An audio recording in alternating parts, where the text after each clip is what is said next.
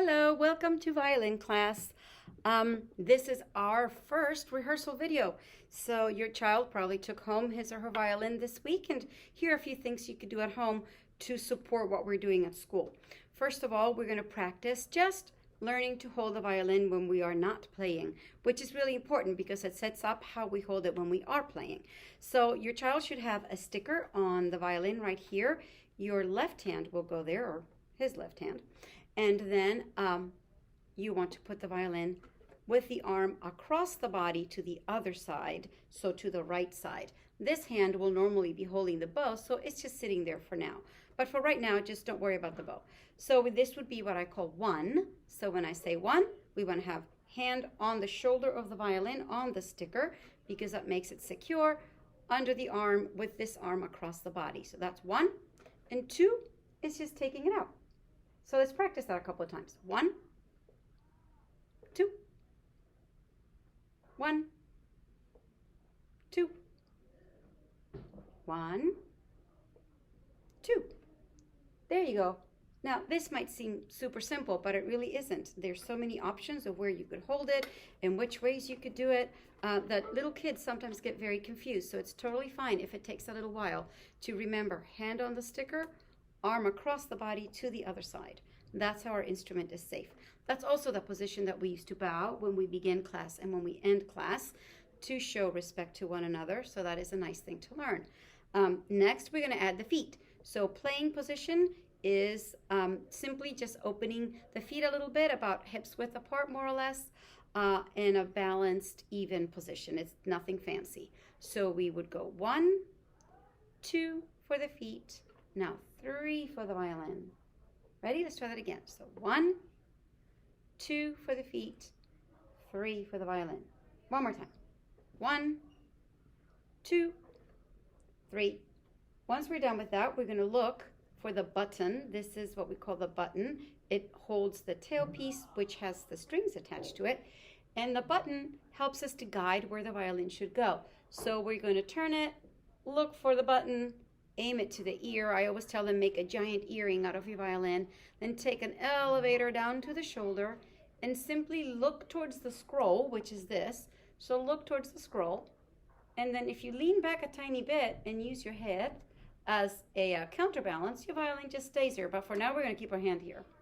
So all they have to do for right now this week is 1, 2, 3.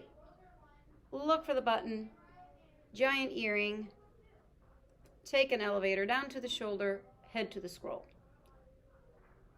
Once they get good at doing that, we can add this hand. We're going to make a fist and bring out the thumb, out, in, out, in, out, in, and then we're going to leave it out, and we're going to make it land whoop, right here on the corner of the fingerboard.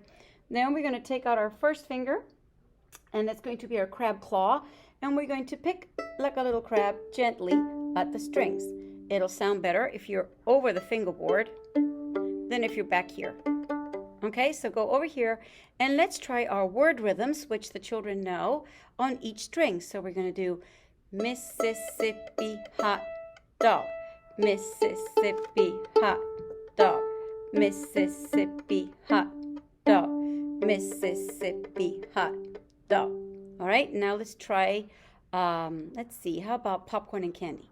Popcorn and candy, and popcorn and candy, and popcorn and candy, and popcorn and candy, and. Good. Let's try Wish I Had a Helicopter. Ready? Go. Wish I had a helicopter, wish I had a helicopter, wish I had a helicopter, wish I had a helicopter. And then we have run, pony, run, pony. Run, pony, run, pony, run, pony, run, pony, run, pony, run, pony, run, pony, run, pony. And finally, Washington Monument. Ready?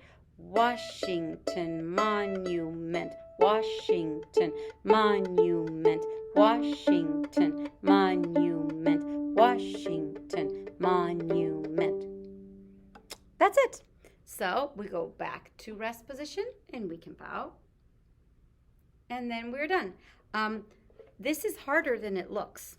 And picking and keeping your voice lined up with your finger movements, wish I had a helicopter, is actually rather difficult. And sometimes it takes a little while. So if your child is just like randomly plucking something, but they're saying the right words and they're not quite matching, that's okay. You can clap along with them. So while they're picking, you could go run, pony, run, pony, just to help them. But that's okay. We're going to work on that for a while, and eventually that ear to hand coordination will happen. So if it's not happening immediately, don't worry about it. Don't stress out. You say it correctly. You clap it correctly, and they'll eventually get it. Okay? So if you have any questions, please feel free to call me or email me. You know I'm at school here, so you can come by the studio anytime. And I'll see you next week. Bye-bye.